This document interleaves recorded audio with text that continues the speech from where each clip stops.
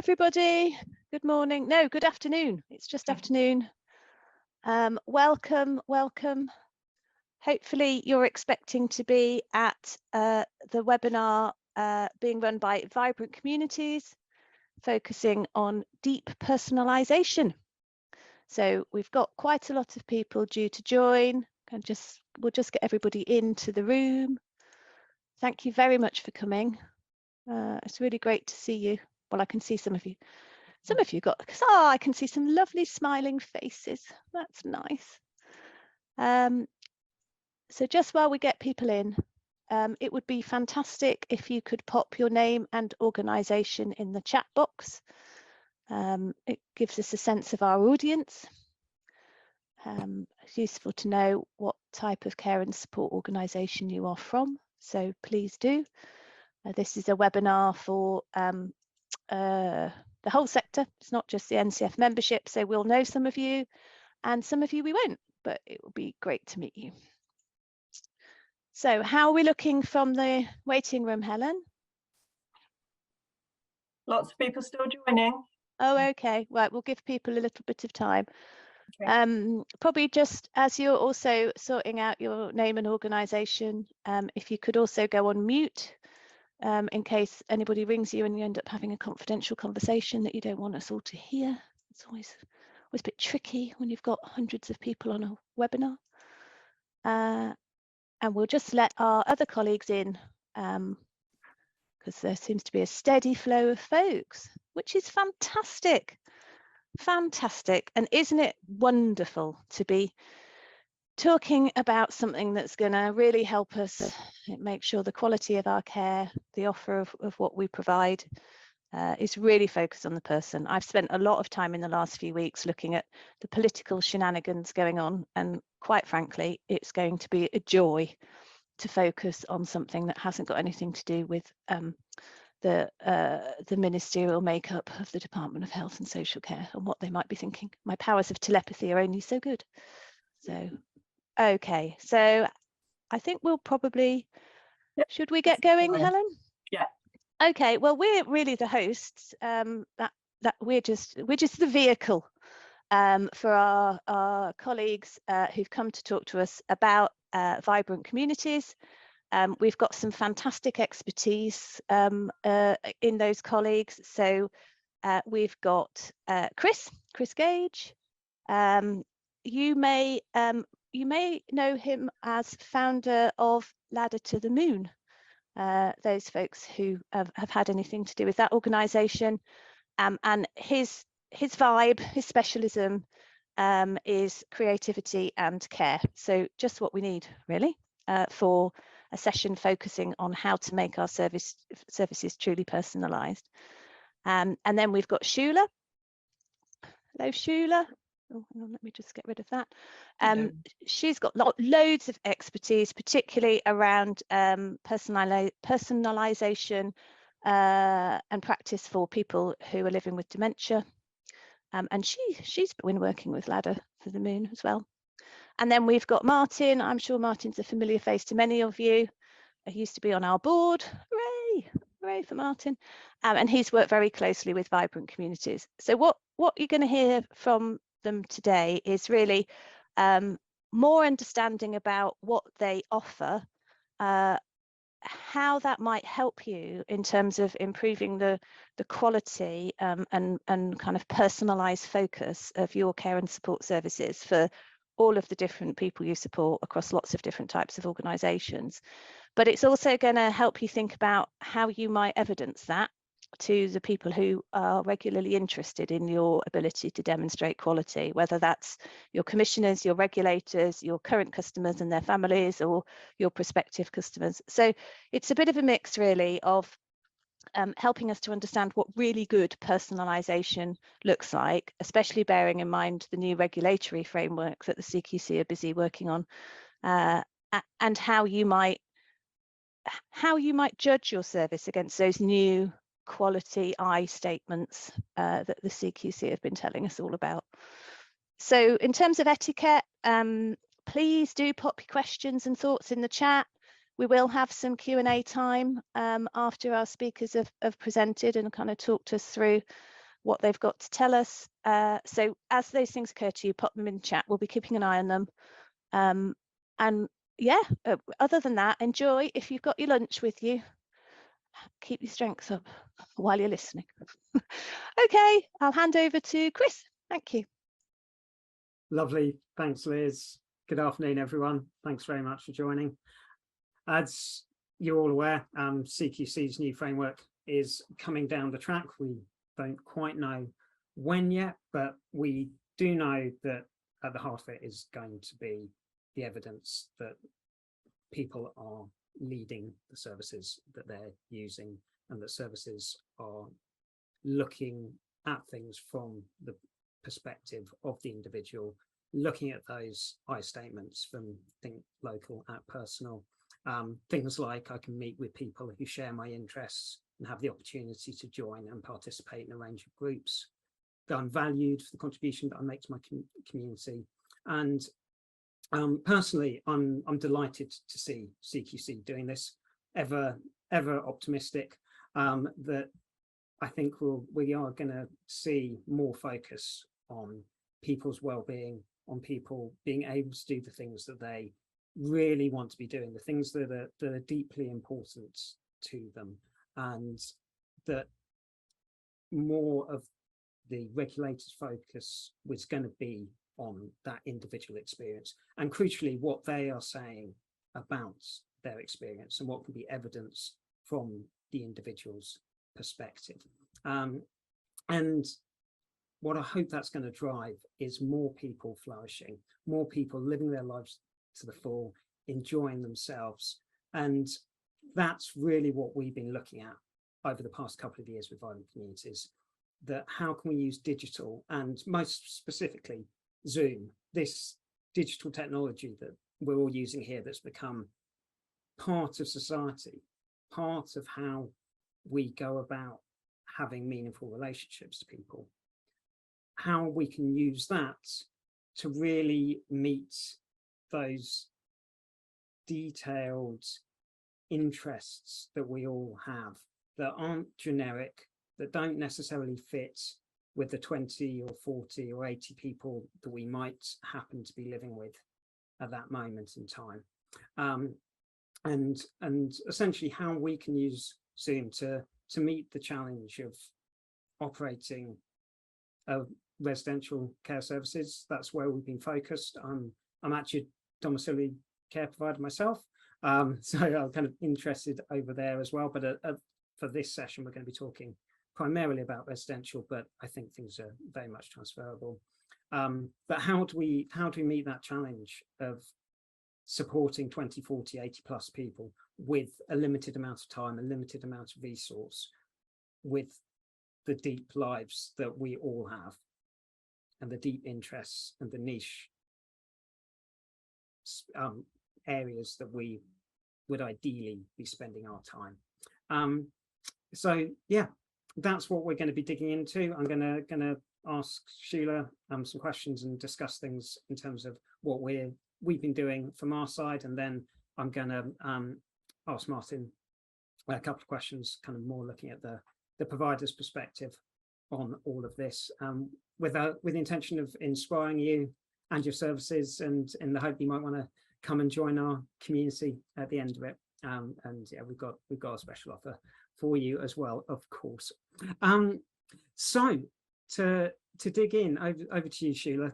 Deep personalisation is the headline for this webinar. What does it mean to you? Well, I think we've been speaking about personalisation and care for long enough, but I think often with personalisation we think of control and choice being those two things, that people have control over what they're doing, and choice, enough choice. And we might think of that in a simple example as something like the chef coming from the kitchen asking people if they want tomato soup or mushroom soup. They've got choice, they have control over what they want. But we're thinking really with this deep personalisation more about people's well-being and lived experience. So instead, the example would be the chef coming out, finding someone's favourite recipe and cooking that. So I'm going to get everyone to write in the chat, if you're feeling brave, on a piece of paper if you prefer, 3 things that you really, really enjoy doing. Chris, do you want to give us some examples why people are typing those into the chat? Yeah, sure. So I enjoy playing touch rugby. I do that on a Monday night. I do improv comedy, and I'm quite interested in the future of the internet. And I spend quite a lot of time listening to podcasts and sort of chatting to friends online about that. Loving what's going in. Paddleboarding, singing, swimming. Whoever putting singing, what do you like to sing? I wonder, what kind of music are you particularly interested in? Playing The Sims just came up. Volunteering, kayaking, woodwork, carving. I love those 3. That real detail. And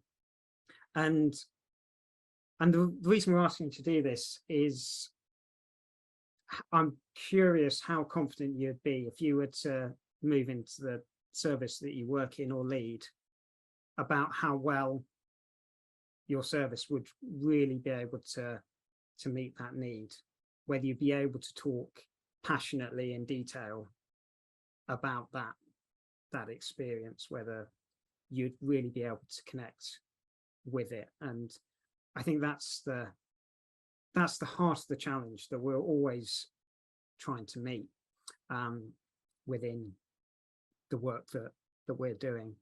Yeah, and we're always really sort of tirelessly trying to work in care to make those connections, to have those relationships, and linking people up so people can continue to do the things that matter to them. And some of those things are much easier in real life than digital. Walking the dog, for example, you still want to be encouraging people to being able to do that and get outside.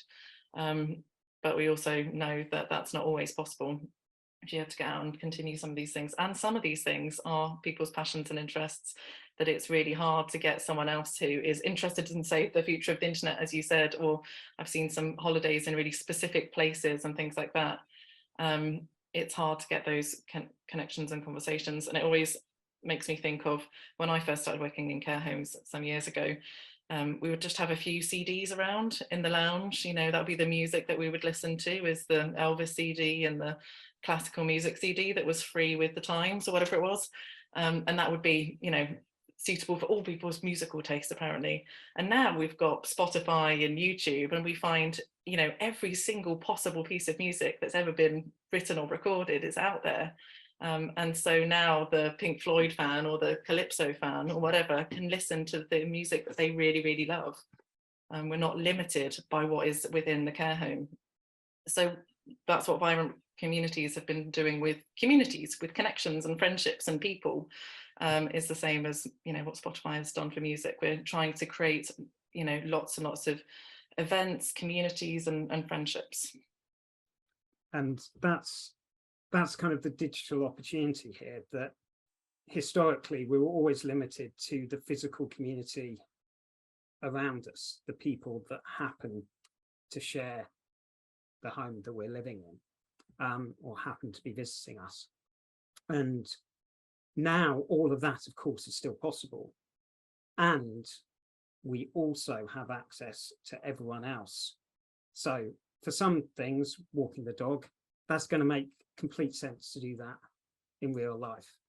To have a conversation about walking in the Lake District, you're going to want to connect with people who are passionate about that part of the world. And so, for example, one of the things that we've done recently is there's a gentleman who living in a home that we're working with, who was a pilot. He loved planes, he loved talking about planes, and there was no one else in that home who shared that interest for him. And so there was a really unmet need for him.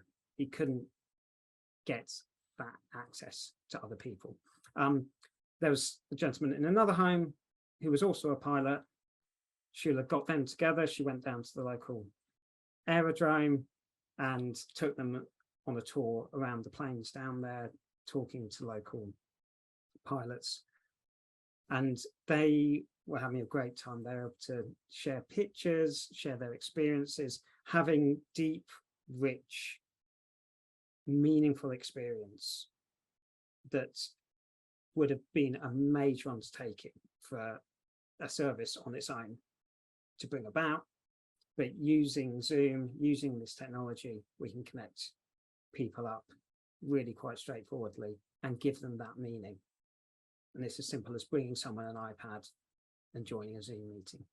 I've got tons of those stories, and I think those stories really bring to life, you know, the culture of the care homes that we're working with. But one that comes to mind is there was a gentleman in one of the homes who used to make Bond films. He was a cameraman for the Bond films in the 60s and 70s. And he one time, you know, came across this fact. So we set up a meeting a couple of weeks later with a cameraman who's currently filming the Bond films. And they had this conversation about how things had changed, really geeking out on the type of film and things that was used and the lighting and the techniques. And this gentleman was be able to, you know, giving his years of experience and tips to the younger gentleman who was the cameraman now. And I just sort of was thinking, how would this conversation happen otherwise in a care home? You know, it's so unlikely. And it's so specific that none of us in this, you know, I don't know how many there are in this, we've got 130 people in this room. I doubt any of us could have that kind of conversation with this gentleman. So, you know, just really gives us this opportunity for these really unique, really specific events and activities and conversations and connections. And a part of what you're touching into is the contribution that gentleman is able to make, because he's in connection with someone else who it's meaningful for. Like if he was talking to me about Bond lighting, giving me tips, it'd be interesting, but it wouldn't be genuinely useful to me. And one of things like that personals I-statements that we can expect CQC to be working from is about being valued for the contribution that they make, that an individual makes to their community. And I'd love to hear a bit more around that. I mean, that is great as well, because I measure the things that are useful, right? We know that making a contribution is vital for well-being, and we know that when you are, you know, going into a care home or something, often those ways that you contribute are being taken away from you. You're not necessarily, you know, the church warden anymore, or, you know, a key figurehead in your sort of family home, perhaps. You know, those become more limited. So, you know, our hosts and all our sessions are really about creating opportunities for people to contribute so that they can feel valued and acknowledged. And I think that is something CQC are going to be very hot on, is, you know, co-production and doing things together and having people lead and contribute. So one of the examples is there's a man in one of the homes who's very interested in football, Baggies fan, for any of those know, West Brom, don't know if there are any fans out there. And he absolutely passionate, but he's living in a very small care home. There's nobody else in his care home who's interested in football, so he came to us. I'm also not great at my football from the 60s and 70s, it might surprise you to know.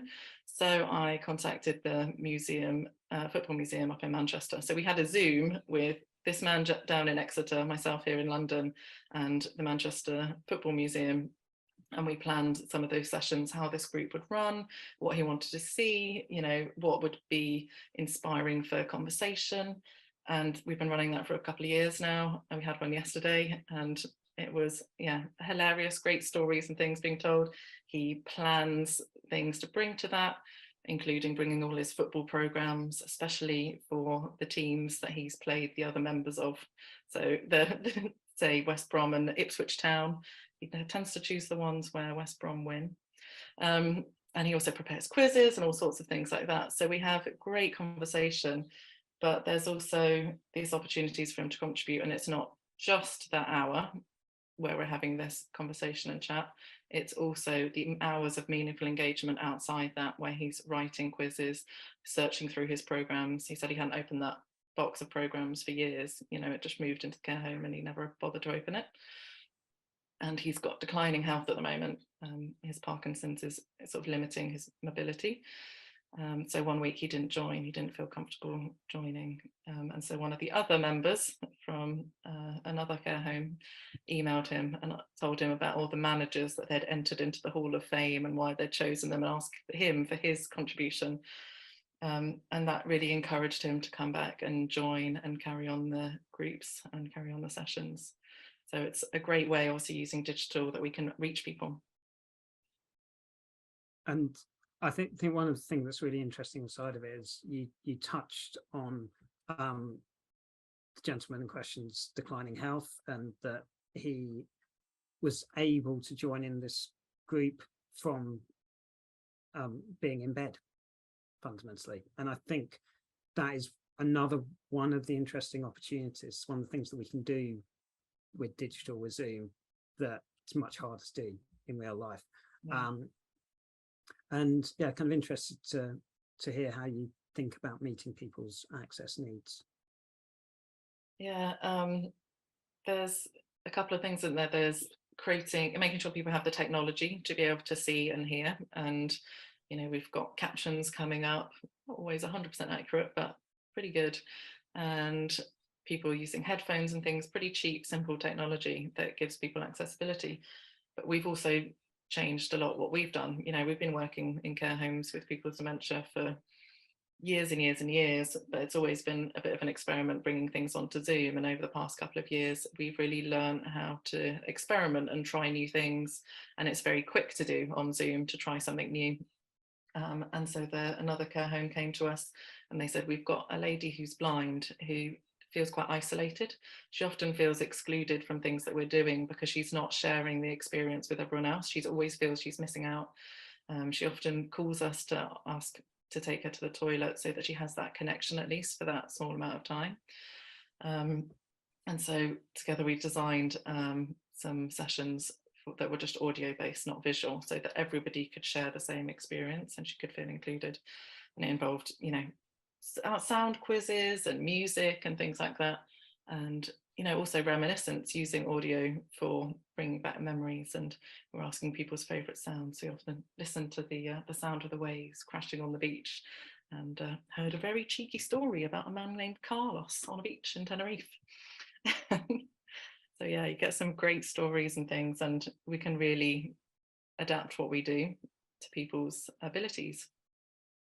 And it's something that really excites me about this technology. I'm 50% deaf. I wear hearing aids, and I can have much better quality conversations like this than I can in a care home lounge, for instance, because I've got this little box here that's streaming via Bluetooth into my hearing aids, and I'm getting near perfect audio quality instead of all the other background noise that's interfering. And also the person on the other end, this microphone right here that they're talking straight into, and it's essentially, I'm in a position where someone's talking to me from half a foot away, and that kind of access that all of this enables. You can join from your bed, you can join even if you've got significant sensory challenges, is really exciting.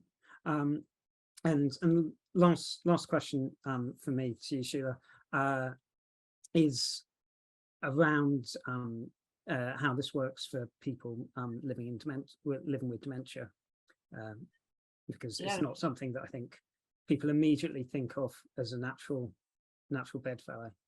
Yeah, and it was an experiment to begin with as well, because we've obviously got years and years of experience working with people with dementia, creative communication, you know, all that kind of stuff. And it's like, what do we do without touch, without being able to get into the right space for people? You know, a lot of the things that we've relied on, what can come through? So we got all the things that we think would work on Zoom, and we created a session specifically for people with dementia. Everything we try and make dementia accessible, but there's some sessions that we particularly target, and we often ask a member of staff to perhaps bring someone along, bring someone who's living in the community along. And they have a shorter session together, and it's a very creative one. And what's interesting about that is when we first started, people perhaps weren't as engaged with it, with the screen and understanding that we're talking to them, we're creating something together, we're doing things together. I think of one lady in particular who, would sometimes get a bit distracted and carry on sort of dusting or something like that. But over the weeks became more engaged and more interested and curious about what was going on, and, began to offer more things into our story or whatever we were creating that session. And now when we, let people into the Zoom room, she suddenly goes, "Oh, my friends are all here." And she's the first one dancing when a bit of music goes on. She's, always contributing ideas and thoughts and feelings to these beautiful stories that we create. So yeah, we've learned that it definitely can work. And I love that piece about friendship, which I think is kind of so crucial. And it's there in the I-statements as well, that I can spend time with people that are important to me, my friends, my family, and that new friendships are being generated for people within care settings is, I think, really critical and important, and we all want that whenever we move into a new environment. Thank you, Sheila. I'm going to turn to Martin briefly to get a bit of a provider's view, because we've been working together for a while on this, and be interested to hear what the impact's been of making the strategic choice to invest in a digital community. Thanks, Chris. Thanks, Sheila. First of all, what a room. I think 100+ people, it's great, isn't it? And I think it's a real example of how important and interesting this subject is. So I've been working with a residential home provider for the last 12 months, I suppose, that has a relationship with vibrant communities. And Chris and Sheila asked me to come along today just to give you a flavour, I guess, about how it's worked, from our perspective. So, Chris, in answer to your first question, the bit around the decision to look at digital was, I suppose, in a way, fairly obvious in the sense that we just have to. The word digital is quite a broad church, so it's sort of, oh my goodness, what does that mean? How broad is that? But I guess the starting point for us is how does it going to be positively impacting the two key groups in the organisation, the people that we support and the people who provide that support, because those two are really, really crucial elements. And then, of course, off the back of that, how do we look to push ourselves to make sure that we're almost providing a service that transcends the functionality of care, but brings something that's personal, that makes sure that it just makes that community really come to life. So, and then of course you've got to find a really good partner, which I have to say you guys really aligned with what we were looking at, what we were trying to do. So that was a good start and a good fit. Then of course we have to make it happen. But that was the rationale behind it. Is it going to enhance the people that we support, their lives and their environment, and are the staff, are our colleagues going to really enjoy what the results are from that? And what has been the kind of result for you? What have you seen in terms of the culture, the impact from the staff perspective, from the people that are using your services? Smiles, lots of smiles. So, and it's a really powerful thing, because not only, as you and Sheila have been saying earlier, not only does it enhance the experience and it brings all those things together, the participation, the contribution, the passion that it brings, and genuinely those smiles when you see it happen. For the people that we support, it's really, really powerful, and it does take it to the next level. And of course, for the people who provide that support, our colleagues, you've got a scenario where it's, of course, in our sector, it's in your DNA, right? You want to do best for those that you support. So to see those relationships flourish and to see that sort of thing happening is a really, really powerful thing. And I'm just kind of going to CQC a little bit. What do you think the impact of this approach will be? So I suppose back to my earlier point, to me, the CQC should be looking at those areas about how do you make the life of the resident, the people you support, the best it can be. rather than just a delivery of something. And I think this works really well on that if it's evidenced, and that's really important. And of course, when you look about recruitment retention, when people join a care community, a care home in some fashion or job, they want to have that sort of engagement. It's got to be more than just this care, and it could potentially differentiate as well. And of course, if you've got really good retention rates, people enjoy what they're doing, the quality, of course, goes up, and that all works towards, I think, showing CQC that it's a good service. Lovely. And there's some real life examples, of course, as you touched on, Sheila, with the pilot, with the football. I mean, these are really personal stuff. I'm not going to comment about Carlos on the beach because I don't know. but for the other ones, there's examples all over the place, you know, that really sort of bring it to life. And the last quick question, because we've been very much on a learning journey together with this as we've been doing this work, and I'm curious where you kind of see the potential of this kind of digital community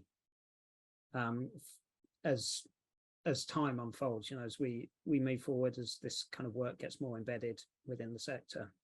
Yeah, so it's an interesting one, that, Chris. So we often think of the care delivery, which is I've moved into my new home, and then that's where the journey sort of starts. But of course, there's a journey before that, which is why would you choose that care home as opposed to the one down the road? And I can certainly see this as a really good opportunity to say, if you're inquiring about a care home for your loved one, what are you going to get? What does that look like? You know, and I think this sort of thing might well work really well in that area, which is how do you say to somebody who's considering your home, well, actually, what's different about that? Is my mum or my dad, my aunt, uncle, whoever it be, are they going to be moving into their new home and, well, that's it? Or do they have opportunities to realise experiences and interests that bring it to life? And I think we all know, and I certainly from personal experience with my mum, you can hear people smile on the phone, right? So I used to ring my mum in the evening. I knew she'd have a good day. If she had an experience in some fashion, you could hear it. And it's a wonderful feeling, and it gives reassurance to that circle of support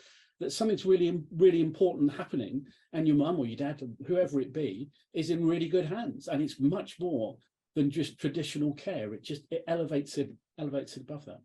Yeah, great. And one thing just reminded me of that I've loved is when families have been able to join in with some of the events that have been going on, and Christmas, doing a pantomime and having family members turning up there as well, and kind of all being able to be part of the community even when they're living in Spain. Yeah, the other thing, which is the important bit about the partnership, was that it's not there's the product and then, you know, good luck, let us know how you get on. It's much more in depth than that with you guys. Our experience was anyway, because as we know with technology, it's not a case of just switching it on and then everybody's happy days. There is an element of trying to, it's much more for the provider to say, actually, I'm going to take this seriously. We're going to make sure the kit's good. We're going to make sure connectivity is there, etc. So, and it's also making sure we're bringing teams with us. And once, of course, they understand what's going on and how it's working, then it just takes its own momentum. But that's quite an important part of that partnership model as well. Yeah, I agree with that, and also the evidence piece that you touched on as well. That something that we do and we're increasingly doing is providing the evidence of what people's experiences have been back to the provider, and make it easy for CQC to get hold of that. Lovely, thank you very much, Martin. Be really keen to hear any questions, thoughts anyone might have. Don't know if you type them in the box. I think Helen might be running things in the background. If yeah, I'm here. I'm just having a look at the questions. So Liz, you're there too, so please step in. I've got some kind of basic questions really, because it all sounds great, but I'm presuming that, you know, there is a charge for the service, and there's a kind of service deal, and there's people people need to pay you for your expertise and your time to provide this support, and you need to give them a deal. So kind of how does that all work in terms of affordability for people and scale, I guess? Yep. So the way that we work is on a service by service basis, and it's month to month. So we're very much there working with you, not looking to tie you in. And there's essentially 3 levels. All this pricing's on our website, but the most in-depth approach and the complete partnership package is 250 a month, and it goes down to £50 a month for a if they're just for one-off event each week. Okay, thank you. And that's kind of for the provider to just consider how they use best, really. Yeah, exactly. So the thing that we're really interested in is partnership working, really.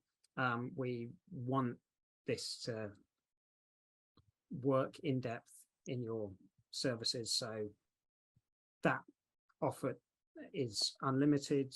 There's no restrictions on anyone being able to join in. Anyone from the home, friends, family can all get involved. And do you, sorry, just on the partnerships thing as well, I think that, you know, working with Key Change has been so good because we've had some specific Key Change events. Key Change is a Christian charity, and we have a fortnightly church service, which is everybody in all of the communities under Key Change coming together and sharing readings and hymns and things like that. And that's something that's grown organically through the organisation and through the partnership. And it's just, you know, the way that Key Change is now this really connected organisation where people know people living and working across all these communities. They've got their friendships and things like that. It's been a really, really vibrant community of its own.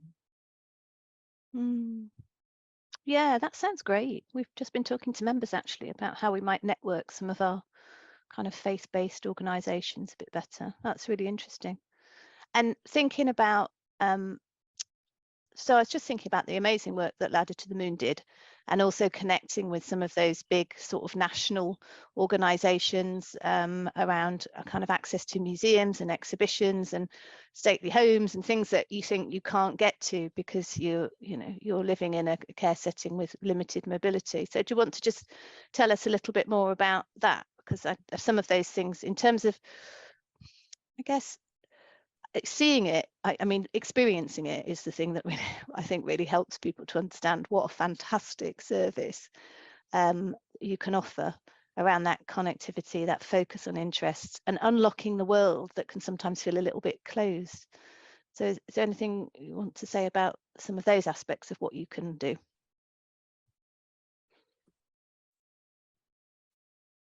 Absolutely. So we're really open to helping you get that experience. If you want to come and taste it with us, then that's absolutely fine. We can set you up. The best thing to do is to get in contact on the email hello@vibrant-communities, or you can email me or Shula, Chris and Shula, and we can get you set up. You're very welcome to come and do a short trial of it if you want as a starting point, and then go on from there. Chris, perhaps I can just add from a provider's point of view that you walk with us, which is really important. So Sheila just mentioned about the service, etc. That just doesn't happen. You guys are with us behind the scenes to make sure that it all works well. So, and that I think is a definitive part of the partnership, as opposed to here's a product, off you go. So I think that's a really important thing to mention. But I think, Liz, as you were saying, seeing it is believing it, if that makes sense. So actually experiencing it and seeing it, it's okay. These are experiences that are now alive. These are interests that are alive, and these are new friendships that we're seeing, and it's it's a powerful thing.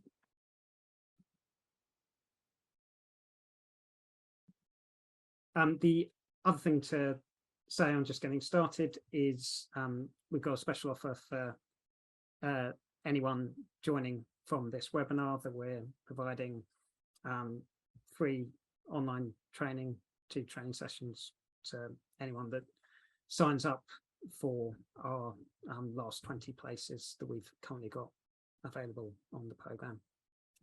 So that's for anyone that signs up this month. Because as Martin's saying, that training staff, colleagues, knowing how to use it, understanding the benefit of it is a key part of the success. Certainly, and that's a key part, I think, of what is sometimes lacking when we do bring in new technology, is, you know, spending lots of money on bits of kit that don't always get used, and that staff perhaps aren't always sort of that familiar with. Some of the kit that you need is the cheapest stuff, you know, a pair of headphones or something, but it's the assessment phase, you know, thinking about accessibility and what people really need, and having the staff within the care homes really understand that accessibility stuff. You know, not setting someone up in a noisy environment doesn't cost any more or any less, it's just the awareness around it. And I saw Brian sort of having a question about that, about sort of staff involvement, having staff lead, and obviously that is crucial for anything that's going on, is that staff understand the vision. They are the people that are driving it, and you know, where it works really, really well, the staff are engaged. You know, it's the staff that are coming along to those church services that are able to bring their passions, and they see what they get out of it. And that means that they enable, you know, that person to come to a football club or whatever it is, because they see what difference it makes being, you know, valued, and you know, that you matter as an individual, whether you are living or working in that care community. So it's vital really that staff feel that, you know, that they are part of the community and that they are driving the community there as well. That's what really makes a difference. And we do quite a lot of training. We have accessibility champions often in care settings. We have people who are really sort of digging down into people's interests, who come and request things, you know, who requested the audio only session, who requested the football club and things like that. It's a real partnership, and it's having staff really understand the vision and drive what's going on. Just checking if there are any other questions coming up. Whilst you're looking, Sheila, I'd say that technology generally, and I guess we all know this, is something that all providers have to grasp anyway, you know, in terms of being there with connectivity and all that sort of good stuff. And it's amazing how quick technology has moved, incredibly so. The average age of a care worker, a care manager, should I say, is about 47, 48. So when they were in their teens, including myself, there was, well, the iPhone didn't even exist. There was about 100,000 websites. There's 3 billion websites now. So the whole world has moved incredibly quickly in technology. And this is one facet in terms of how it's set up, which we have to do anyway. You know, it's just actually leveraging that and what we've got to do anyway to make somebody's life that much more purposeful, really. Any other questions or thoughts or ideas?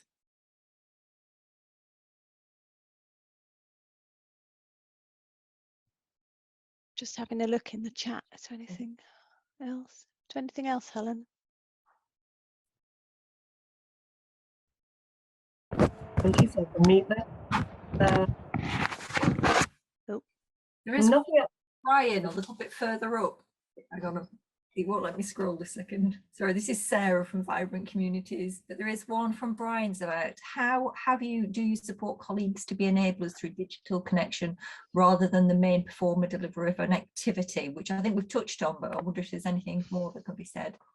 I think what I was saying about staff, really, that it's staff taking ownership of this and being involved that is the key element. You know, there's no point in putting technology in care homes that people don't know how to use or interested how to use. And there's also this way of bringing things to life. You know, just because it's on Zoom doesn't mean it can't be sensory as well. You know, we've had people bringing in, you know, mint teas or something during our gardening group to kind of bring it to life. We've had people dressing up and joining our film shoots, or, you know, with all sorts of kit and things, or theming meals or whatever it is. So there is so much that the staff teams can do once they get engaged, I think, as well. Brian, you've got your hand up. I don't think I have control to enable you to speak, but if you can unmute yourself. I was only going to add that often you find the traditional activity organizer is a performer. Yes. The enabler of digital activity for the individual is often a much wider group. That's very true. Team. And that's the point I was. Yeah. Okay. I get that now. Yeah, it's much more of a whole home approach, because you are just, you know, getting a tablet to somebody at the right time. And I would say some of our greatest champions are domestic staff. They're the people who, as well as doing the laundry, they've also got the iPad. They set people up, or they bring someone a cup of tea. They kind of know what's going on. And it just means that it's a whole home approach. Whatever your role is in the home, you can find out that bit of information. You can, you know, ask someone if they want to join something and connect them up. And it also gives people a lot more confidence. They can join in something that they're passionate about, rather than, you know, the all singing, all dancing kind of activities coordinator or someone that you might have. You can really tap into the talents and passions of the staff team as a whole.